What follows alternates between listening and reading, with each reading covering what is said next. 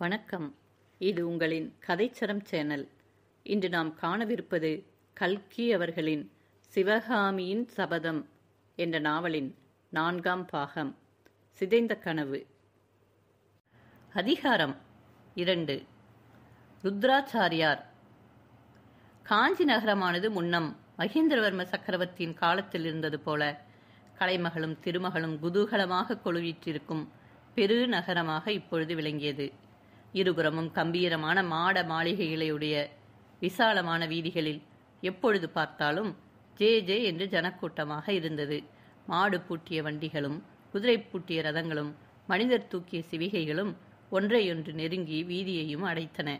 ஸ்திரீகளும் புருஷர்களும் விதவிதமான வர்ணப்பட்டாடைகளும் ஆபரணங்களும் அணிந்து அங்கும் இங்கும் உலாவினார்கள். ஆலயங்களிலே பூஜா காலத்து மணி ஓசையும் மங்களவாத்தியங்களின் கோஷமும் இடைவிடாமல் கேட்டுக்கொண்டிருந்தன. சமஸ்கிருத கடிகைகளில் வேத மந்திரங்களின் கோஷமும் சைவத் தமிழ் மடங்களில் நாவுக்கரசரின் தெய்வீகமான தேவார பாசுரங்களின் காணமும் எழுந்தன.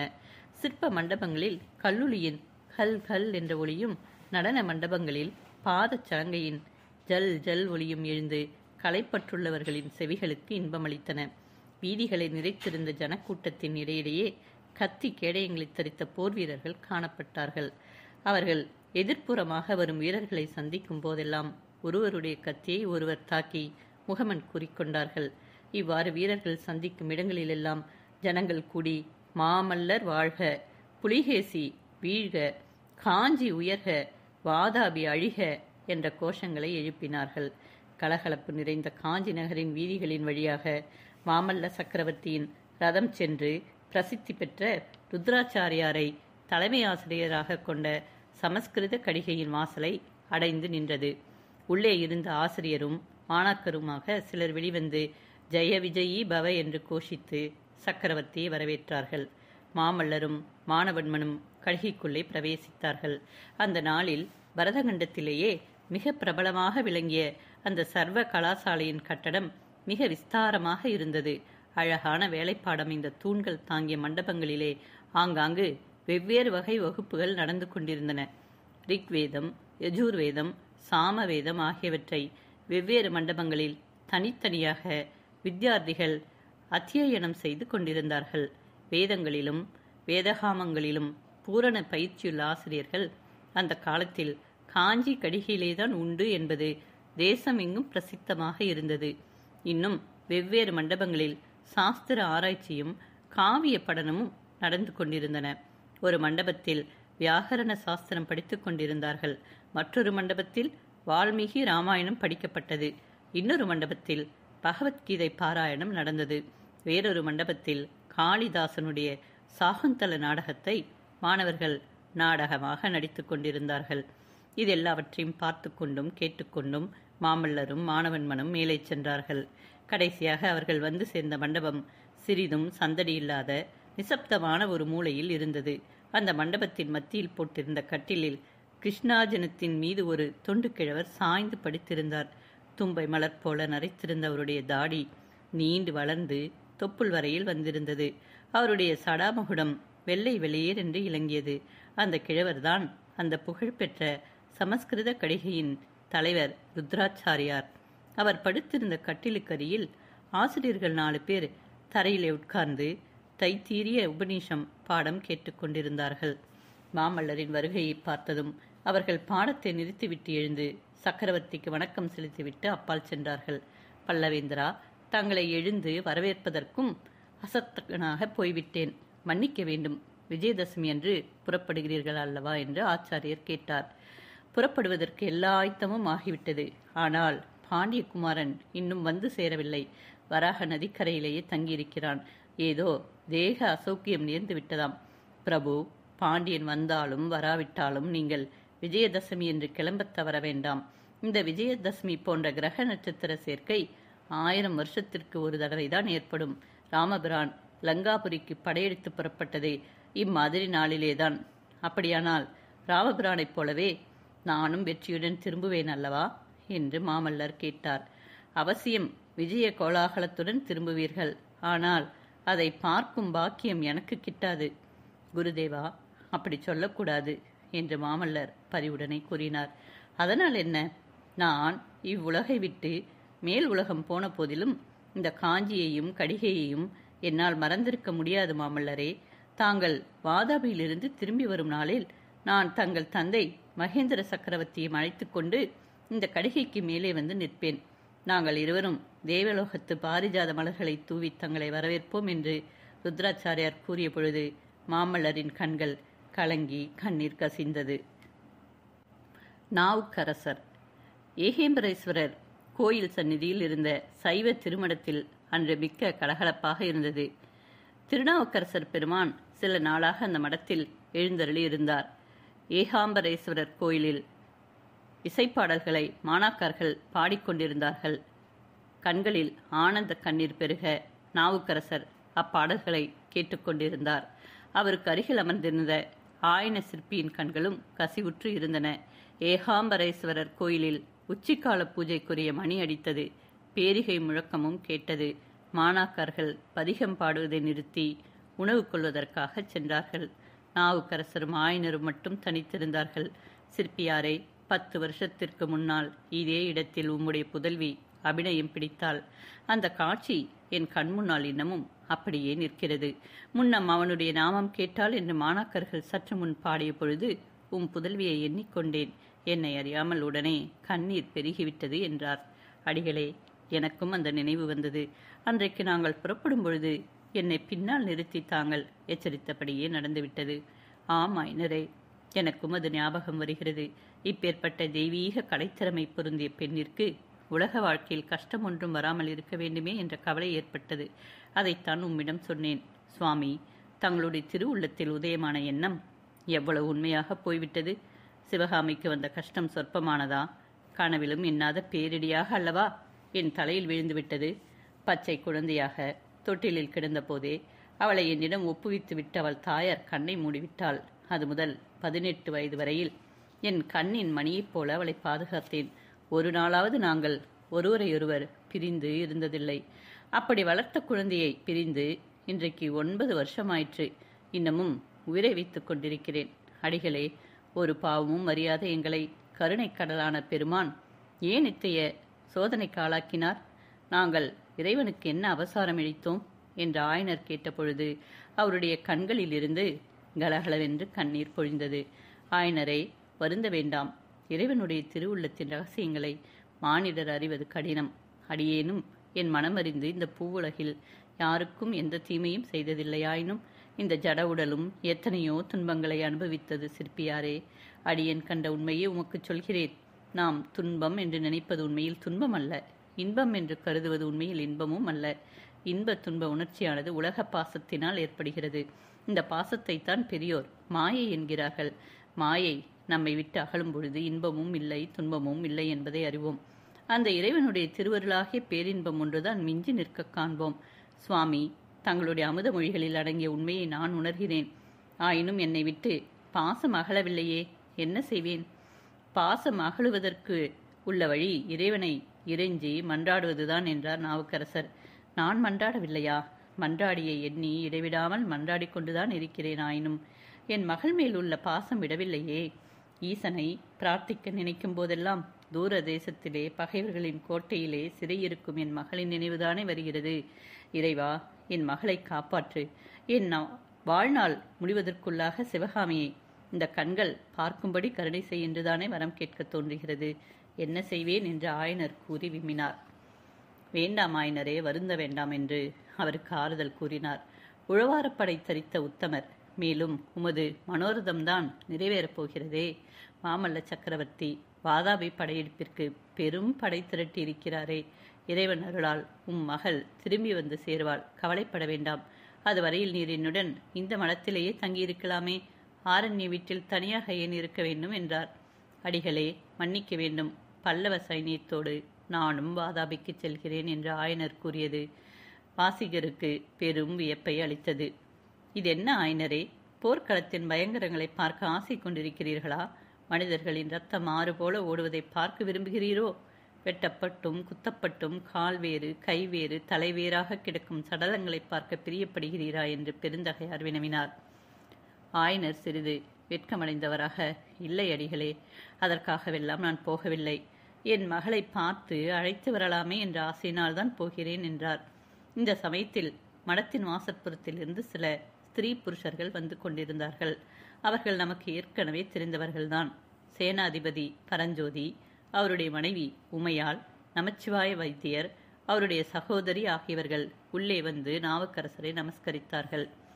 எல்லோரும் உட்கார்ந்த பிறகு நமச்சிவாய வைத்தியர், சுவாமி, விடைபெற்று போக வந்தேன் என்றார். ஊருக்கு திரும்பி போகிறீர்களா? எனக்கு கூட திருவெண்காட்டு இறைவனை தரிசிக்க வேண்டும் என்று இருக்கிறது. மறுபடியும் சோழ நாட்டுக்கு யாத்திரை வரும்பொழுது தங்கள் ஊருக்கு வருவேன் என்றார் வாகீசர்.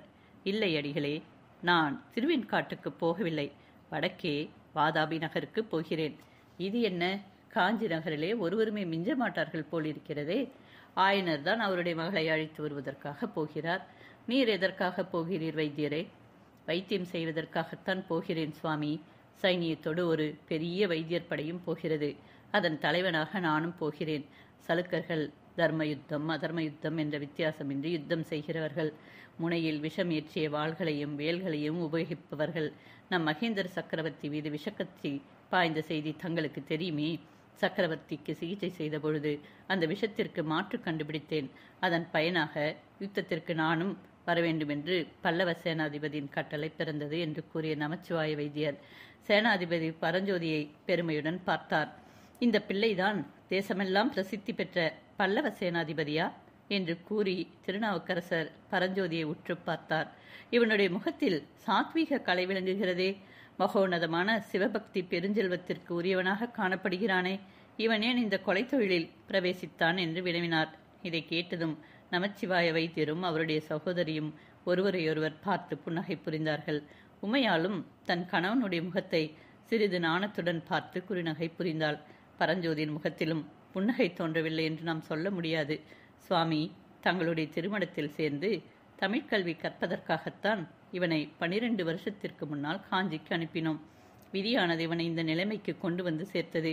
இவனோடு என்னையும் சேர்த்து கட்டி போர்க்களத்திற்கு இழுக்கிறது என்றார். நாவுக்கரசர் பரஞ்சோதியை இன்னொரு முறை உற்று பார்த்துவிட்டு, இவனையா விதி இழுத்துச் செல்கிறது என்கிறீர்கள்? விதியையே மாற்றி அமைக்கக்கூடிய உறுதி படைத்தவன் என்று இவன் முகக்கலை சொல்கிறதே என்றார். தளபதி பரஞ்சோதி அந்த கணமே எழுந்து திருநாவுக்கரசரின் அடிபணிந்து, குருதேவரே, தங்களுடைய திருவாக்கை ஆசி மொழியாக கொள்கிறேன் என்று சொன்னார். பரஞ்சோதியின் தாயார் அப்பொழுது எழுந்து நின்று வணக்கத்துடன், சுவாமி, முன்னொரு சமயம் தாங்கள் திருவெண்காட்டுக்கு வந்திருந்த பொழுது இவள் தங்களை நமஸ்கரித்தாள். சீக்கிரம் விவாகமாக வேண்டும் என்று கூறினீர்கள். அதன்படியே விவாகம் நடந்தது என்று சொல்லி நிறுத்தினாள். என் வாக்கு படித்தது பற்றி மிகவும் சந்தோஷம் அம்மா என்றார் வாகீச பெருமாள். தங்களுடைய திருவாக்கிலே எது வந்தாலும் அது பலிக்கும்.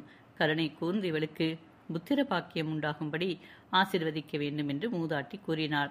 திருநாவுக்கரசர் மலர்ந்த முகத்துடன் பரஞ்சோதியையும் உமையாளையும் பார்த்தாள். கதைகளிலும் காவியங்களிலும் பிரசித்தி பெறப்போகும் உத்தமமான புதல்வன் இவர்களுக்கு உதிப்பான் என்று அருள் புரிந்தார். மாமல்லரின் பயம். காஞ்சி அரண்மனையின் மேல் உப்பரிக்கையின் பளிங்கு கல் மேடையில் விண்மீன் வைரங்கள் பதித்த வான விதானத்தின் கீழ் மாமல்லரும் மானவன்மனும் அமர்ந்திருந்தார்கள். லட்சக்கணக்கான ஜனங்கள் வாழ்ந்த காஞ்சி மாநகரத்தில் அப்பொழுது அசாதாரணமான நிசப்தம் குடிக்கொண்டிருந்தது. மாமல்லர் அந்த நள்ளிரவில் காஞ்சி நகரின் காட்சியை ஒரு தடவை சுற்றி வளைத்து பார்த்துவிட்டு ஒரு பெருமூச்சு விட்டார். இந்த பெருநகரம் இன்றைக்கு அமைதியாக தூங்குகிறது. நாளைக்கு இந்நேரம் ஏக அமர்க்களமாக இருக்கும். நகரமாந்தர் நகரை அலங்கரிக்க தொடங்குவார்கள். படை வீரர்கள் புறப்பட ஆயத்தமாவார்கள். நாளை இரவு இந்த நகரில் யாருமே தூங்கவே மாட்டார்கள் என்றார் மாமல்லர். பல்லவேந்திரா, அப்படியானால் குறித்த வேளையில் புறப்படுவது என்று முடிவாக தீர்மானித்து விட்டீர்களா? பாண்டியன் வந்து சேராவிட்டால் கூட என்று மானவன்மன் கேட்டான். விஜயதசமி என்று காலையில் ஒருவேளை சூரியன் தன் பிரயாணத்தை தொடங்காமல் நின்றாலும் நான் நிற்க மாட்டேன். ருத்ராச்சாரியார் சொன்னதை கேட்கவில்லையா இளவரசே? மானவன்மன் இலங்கை அரசனாக இன்னும் முடிசூட்டப்படவில்லையாதலால் இளவரசன் என்றே அழைக்கப்பட்டு வந்தான். ஆம், ருத்ராச்சாரியார் கூறியதை கேட்டேன் பல்லவேந்திரா. அப்புறம் ஒரு நாள் நான் தனியாகவும் ருத்ராச்சாரியரிடம் சென்று ஜோசியம் கேட்டுவிட்டு வந்தேன். ஓஹோ, அப்படியா? ஆச்சாரியார் என்ன சொன்னார்? எல்லாம் நல்ல சமாசாரமாகத்தான் சொன்னார். அப்படியென்றால் இலங்கை சிம்மாசனம் எனக்கு நிச்சயம் கிடைக்கும் என்றார். அதற்கு முன்னால் பல இடையூறுகள் நேரும் என்றும் பல போர் முனைகளில் நான் சண்டை செய்வேன் என்றும் சொன்னார். மாமல்லர் புன்னகை புரிந்து, இவ்வளவுதானா, இன்னும் உண்டா என்று கேட்டார். தாங்கள் வாதாபியை கைப்பற்றி வெற்றி வீரராக திரும்பி வருவீர்கள் என்றும் இந்த காரியத்தில் 2 ராஜகுமாரர்கள் தங்களுக்கு உதவி புரிவார்கள் என்றும் கூறினார். மாமல்லர் சிரித்துக்கொண்டே, அந்த 2 ராஜகுமாரர்கள் யார் என்று கேட்டார். இதே கேள்வியை நானும் ருத்ராச்சாரியாரை கேட்டேன். ஜோசியத்தில் அவ்வளவு விவரமாக சொல்ல முடியாது என்று கூறிவிட்டார் என்றார் மானவன்மன். என் அருமை தோழரே, அந்த விவரத்தை நான் சொல்கிறேன். எனக்கு வாதாபி போரில் உதவி செய்ய போகிற அரச குலத்தினரில் நீர் ஒருவர். நீர் இந்த காஞ்சி நகரில் இருந்தபடியே எனக்கு உதவி செய்ய போகிறீர் என்று மாமல்லர் சொல்வதற்குள் இலங்கை இளவரசன் குறுக்கிட்டு, பல்லவேந்திரா, என்னுடைய விண்ணப்பத்தை கேட்டு அருளுங்கள். குமாரபாண்டியன் வந்து சேர்வதுதான் சந்தேகமாக இருக்கிறதே. அவனுடைய ஸ்தானத்தில் என்னை அழைத்து போகலாகாதா? தாங்கள் போர்க்களம் சென்ற பிறகு காஞ்சி அரண்மனையில் என்னை சுகமாக உண்டு உடுத்தி உறங்கச் சொல்கிறீர்களா? இது என்ன நியாயம் என்று கேட்டான். என் அருமை தோழரே, நான் உம்மை போருக்கு அழைத்து போக மறுப்பதற்கு எல்லாவற்றிலும் முக்கியமான காரணம் ஒன்று இருக்கிறது. அதை இதுவரையில் சொல்லவில்லை. நீர் பிடிவாதம் பிடிப்பதால் சொல்கிறேன். ஒருவேளை போர்க்களத்தில் உமது உயிருக்கு அபாயம் நேர்கிறது என்று வைத்துக் கொள்ளுங்கள். பின்னர் இலங்கை ராஜவம்சத்தின் கதி என்னாவது? உமது ராஜ்யத்தை அநீதியாகவும் அக்கிரமமாகவும் அபகரித்துக் கொண்டிருக்கிறவனுக்கே அல்லவா ராஜ்யம் நிலைத்து போய்விடும். மானவன்மரே, ராஜ குலத்தில் பிறந்தவர்கள் தங்களுடைய வம்சம் தடைபட்டு போகாமல் பார்த்துக் கொள்வதில் முதன்மையான சிரத்தை எடுத்துக்கொள்ள வேண்டும். பல்லவ வம்சத்தை விளங்க வைப்பதற்கு எனக்கு ஒரு புதல்வன் இருக்கிறான். உமக்கு இல்லையாகையினால்தான் முக்கியமாக உம்மை வரக்கூடாது என்கிறேன் என்றார் மாமல்லர். இதை கேட்ட மானவன்மன் பொருள் பொதிந்த புன்னகை புரிந்த வண்ணம், பல்லவேந்திரா, இதை பற்றி என் மணி என்னுடைய மனைவி சஜாதையிடம் இப்பொழுதே சொல்லி அவளோடு சண்டை பிடிக்கப் போகிறேன். இலங்கை ராஜவம்சத்திற்கு அவள் இன்னும் ஒரு புதல்வனை தராத காரணத்தினால்தானே என் வாழ்நாளில் ஓர் அரிய சந்தர்ப்பம் கை நழுவி போகிறது. உலக சரித்திரத்தில் என்றென்றைக்கும் பிரசித்தி பெறப்போகிற வாதாபி யுத்தத்தில் நானும் சேர்ந்து கொள்ள முடியாமல் இருக்கிறது என்று சொல்லிக்கொண்டே எழுந்தான். நண்பரே, உட்காரும். உமது துணைவியோடு சண்டை பிடிப்பதற்கு இப்பொழுது அவசரம் ஒன்றும் இல்லை. நான் வாதாபிக்கு புறப்பட்டு போன பிறகு சாவகாசமாக தினம்தோறும் சண்டை போட்டுக் கொண்டிருக்கலாம் என்றார் சக்கரவர்த்தி. மேடையிலிருந்து எழுந்த மானவன்மன் மீண்டும் உட்கார்ந்து, பிரபு, நள்ளிரவு தாண்டி விட்டதே. நாளை இரவுதான் யாரும் தூங்குவதற்கில்லை. இன்றைக்காவது தாங்கள் சிறிது தூங்க வேண்டாமா என்று கேட்டான். என்னை தூங்கவா சொல்கிறீர்? எனக்கு ஏது தூக்கம்? நான் தூங்கி வருஷம் 12 ஆகிறது என்றார் மாமல்லர். லக்ஷ்மணர் காட்டிற்கு போன பொழுது அவருடைய பத்தினி ஊர்மிளை அவருடைய தூக்கத்தையும் வாங்கிக் கொண்டு இரவும் பகலும் 14 வருஷம் தூங்கினாளாம். அம்மாதிரி தங்களுடைய தூக்கத்தை யாராவது வாங்கிக் கொண்டு தூங்குகிறார்களா என்ன என்று மானவன்மன் கேட்டான். இளவரசே, என்னுடைய தூக்கத்தையும் ஒரு பெண்தான் கொண்டு போனாள். என்னை கேட்டு அவள் வாங்கிக் கொள்ளவில்லை. அவளையே அபகரித்து கொண்டு போய்விட்டாள். அந்த சிற்பி மகள் இங்கே சமீபத்தில் ஆரண்ய வீட்டில் இருந்த போதும் எனக்கு தூக்கம் இல்லாதபடி செய்தாள். இப்பொழுது 100 காத தூரத்திற்கு அப்பால் பகைவர்களின் நகரத்தில் இருக்கும் பொழுதும் எனக்கு தூக்கம் பிடிக்காமல் செய்கிறாள் என்று மானவன்மனை பார்த்து சொல்லி வந்த மாமல்லர் திடீரென்று வானவெளியை பார்த்து பேசலானார். சிவகாமி, ஏன் என்னை இப்படி வருத்துகிறாய்? உனக்கு நான் கொடுத்த வாக்குறுதியை நிறைவேற்றுவதற்காக பகலெல்லாம் பாடுபடுகிறேனே. இரவிலேயே சற்று நேரம் என்னை நிம்மதியாக தூங்கிவிடக்கூடாதா? வாதாபியில் தனி வீட்டிலே இரவெல்லாம் நந்தா விளக்கே துணையாக உட்கார்ந்து என்னை சபித்துக் கொண்டிருக்கிறாயா? தாங்காத களைப்பினால் தப்பி தவறி நான் சற்று தூங்கினால் கனவிலும் வந்து என்னை வதைக்கிறாயே. உன்னை நான் மறக்கவில்லை சிவகாமி. உனக்கு நான் கொடுத்த வாக்குறுதியும் மறந்துவிடவில்லை.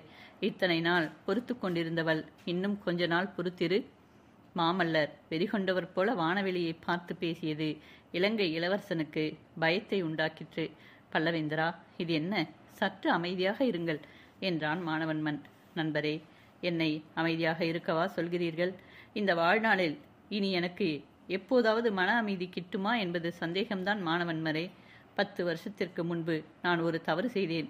ஒரு அவலை பெண்ணின் ஆத்திரமான பேச்சை கேட்டு அந்த கணத்தில் மதியிழந்து விட்டேன். நானும் சேனாதிபதியும் வாதாபியில் சிவகாமியை சந்தித்து அழைத்த பொழுது அவள் சபதம் செய்திருப்பதாகவும் ஆகையால் எங்களுடன் வரமாட்டேன் என்றும் சொன்னாள். அப்பொழுது சேனாதிபதி அவளுடைய பேச்சை கேட்கக்கூடாதென்றும் பலவந்தமாக கட்டி தூக்கி வந்துவிட வேண்டும் என்றும் கூறினார். அதை கேளாமல் போய்விட்டேன். அந்த தவறை நினைத்து நினைத்து 10 வருஷமாக வருந்திக் கொண்டிருக்கிறேன். இவ்விதம் கூறிவிட்டு சற்று மாமல்லர் மௌனமாக சிந்தனையில் ஆழ்ந்திருந்தார். பிறகு கூறினார், மாணவன்மரே, வாதாபிக்கு படையெடுத்துச் செல்லும் நாளை நான் எவ்வளவோ ஆவலுடன் எதிர்பார்த்திருக்கிறேன். அந்த நாளை துரிதப்படுத்துவதற்காக எவ்வளவோ தீவிரமான முயற்சிகள் எல்லாம் செய்தேனானால் கடைசியாக புறப்படும் நாள் நெருங்கியிருக்கும் பொழுது பயமாக இருக்கிறது. என்ன, தங்களுக்கு அபயம் என்று மாணவன்மன் அவநம்பிக்கையும் அதிசயமும் கலந்த குரலில் கூறினான்.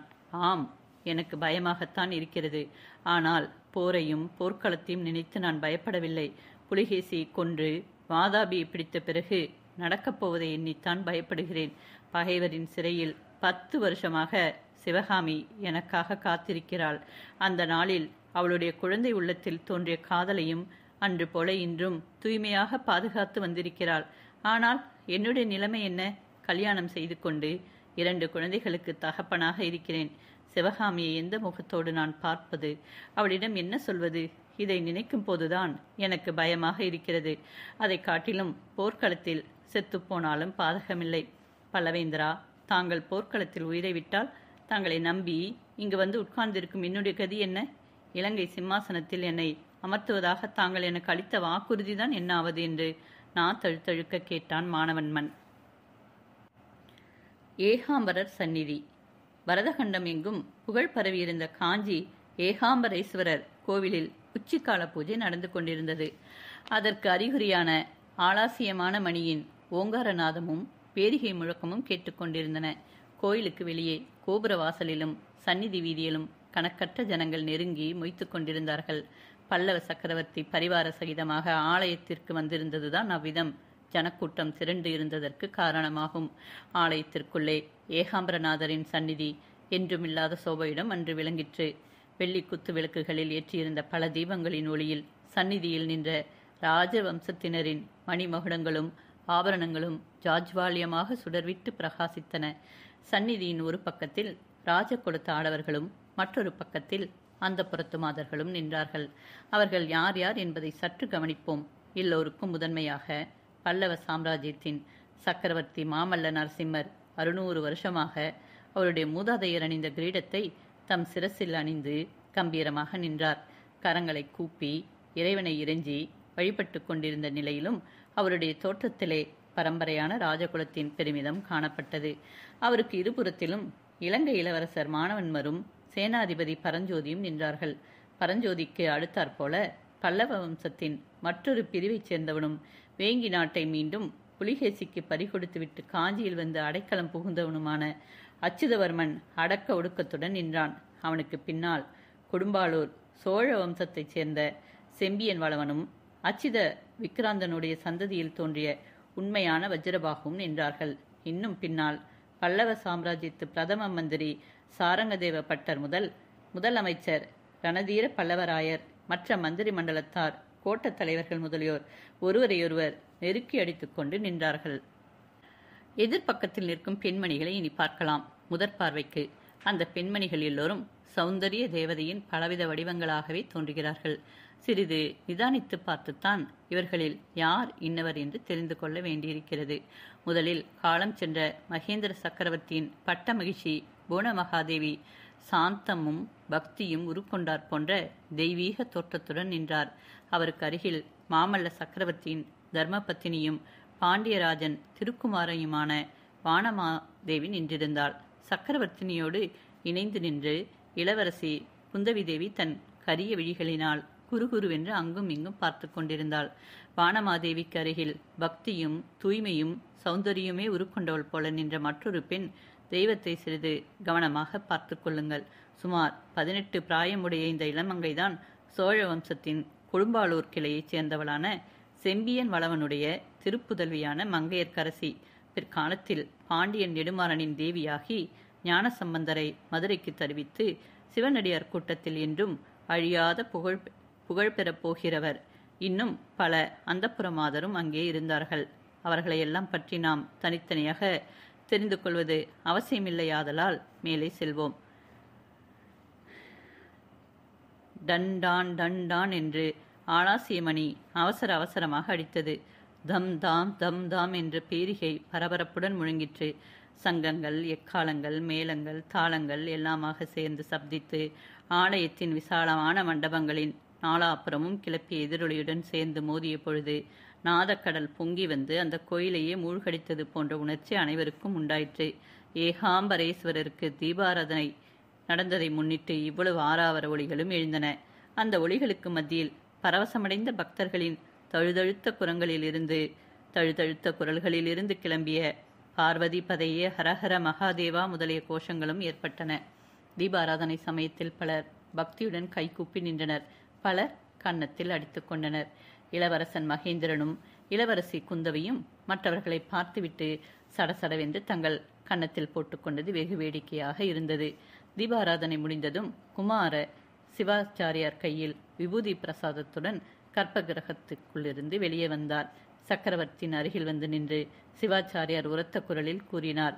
காலனை காலால் உதைத்தவரும் சிரித்து புறமெரித்தவரும் கஜமுகாசிர்வனை கிழித்து அவன் தோலை உடுத்தவரும் நெற்றிக்கண்ணில் நெருப்பை உடையவருமான திரிபுராந்தகரின் அருளால் பல்லவேந்திரருக்கு பூரண வெற்றி உண்டாகட்டும். புலிகேசி வதம் செய்து வாதாபியை அழித்து வெற்றி வீரராக திரும்புக. ஜெய விஜயீ பவ. இவ்விதம் சிவாச்சாரியார் சொல்லி விபூதி பிரசாதத்தை சக்கரவர்த்தியின் கையில் கொடுத்தார். அதை மாமல்லர் பக்தியுடன் பெற்று நெற்றியிலே தரித்த பொழுது உள்ளே சிவலிங்கத்திற்கு அருகில் எரிந்து கொண்டிருந்த தீபம் திடீரென்று சுடர்விட்டு எரிந்து அதிக ஒளியுடன் பிரகாசித்தது. அப்படி எரிந்த தீப பிழம்பிலிருந்து ஒரு சுடர் சடசடவென்று சப்தத்துடன் கீழே விழுந்தது. சில வினாடி நேரம் பிரகாசமான ஒளி வீசிவிட்டு மங்கி அணைந்தது. இந்த சம்பவமானது சக்கரவர்த்தி எந்த நோக்கத்துடன் கிளம்புகிறாரோ அந்த நோக்கம் நன்கு நிறைவேறும் என்பதற்கு ஒரு நன்னிமித்தம் என்ற எண்ணம் அங்கே கூடியிருந்த எல்லோருடைய மனதிலும் ஏக காலத்தில் தோன்றவே ஜெய விஜயீ பவ அரஹர மகாதேவா என்ற கோஷங்கள் கிளம்பி கர்ப்பகிரகம், அர்த்த மண்டபம், மகா மண்டபம் எல்லாம் அதிரச் செய்தன.